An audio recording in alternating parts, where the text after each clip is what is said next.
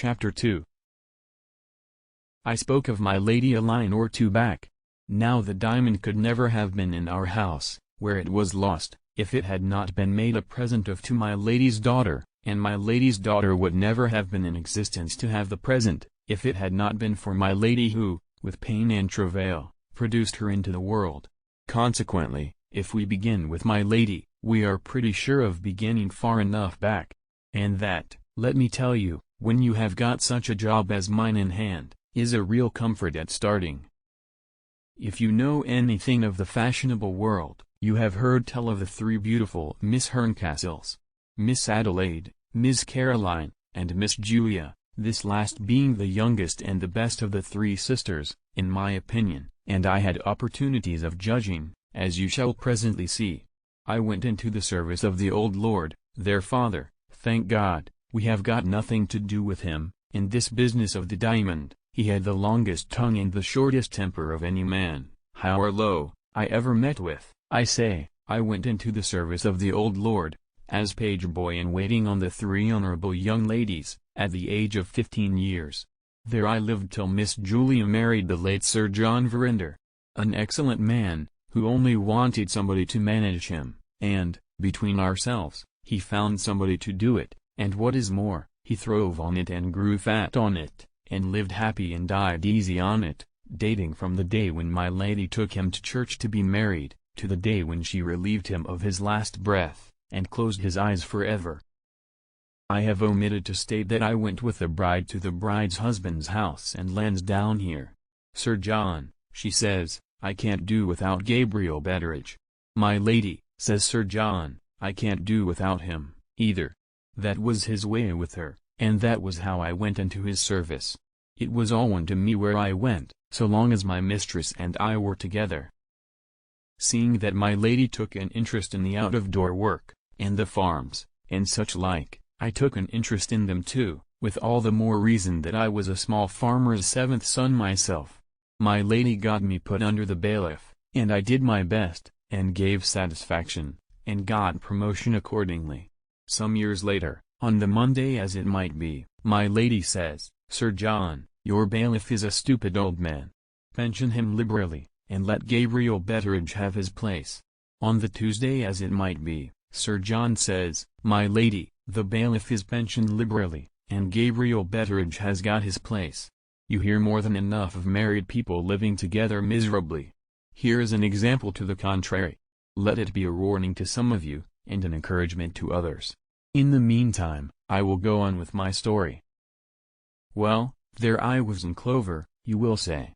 Placed in a position of trust and honor, with a little cottage of my own to live in, with my rounds on the estate to occupy me in the morning, and my accounts in the afternoon, and my pipe and my Robinson Crusoe in the evening. What more could I possibly want to make me happy?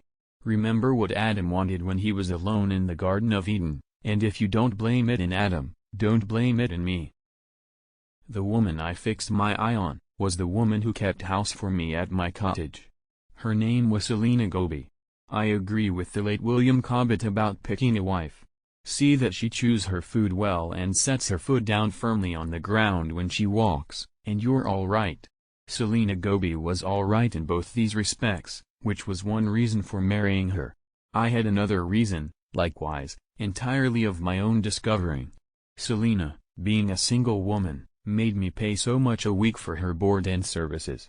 Selina, being my wife, couldn't charge for her board, and would have to give me her services for nothing. That was the point of view I looked at it from. Economy, with a dash of love. I put it to my mistress, as in duty bound, just as I had put it to myself. I have been turning Selina Goby over in my mind, I said, and I think, my lady, it will be cheaper to marry her than to keep her.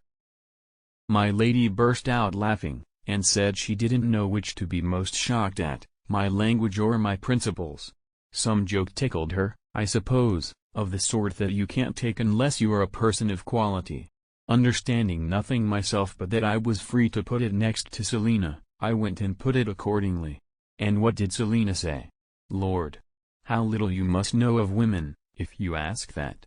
Of course she said, yes. As my time drew nearer, and there got to be talk of my having a new coat for the ceremony, my mind began to misgive me. I have compared notes with other men as to what they felt while they were in my interesting situation, and they have all acknowledged that, about a week before it happened, they privately wished themselves out of it. I went a trifle further than that myself. I actually rose up, as it were, and tried to get out of it. Not for nothing. I was too just a man to expect she would let me off for nothing. Compensation to the woman when the man gets out of it, is one of the laws of England. In obedience to the laws, and after turning it over carefully in my mind, I offered Selina Goby a featherbed and 50 shillings to be off the bargain.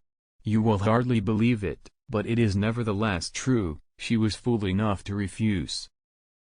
After that it was all over with me, of course. I got the new coat as cheap as I could, and I went through all the rest of it as cheap as I could. We were not a happy couple, and not a miserable couple. We were 6 of one and half a dozen of the other. How it was I don't understand, but we always seemed to be getting, with the best of motives, in one another's way.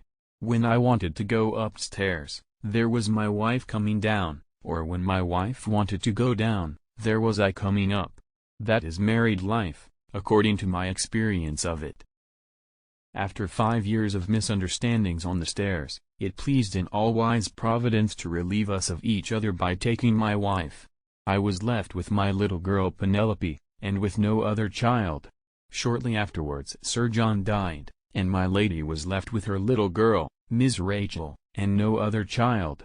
I have written to very poor purpose of my lady, if you require to be told that my little Penelope was taken care of, under my good mistress's own eye, and was sent to school and taught, and made a sharp girl, and promoted, when old enough, to be Miss Rachel's own maid.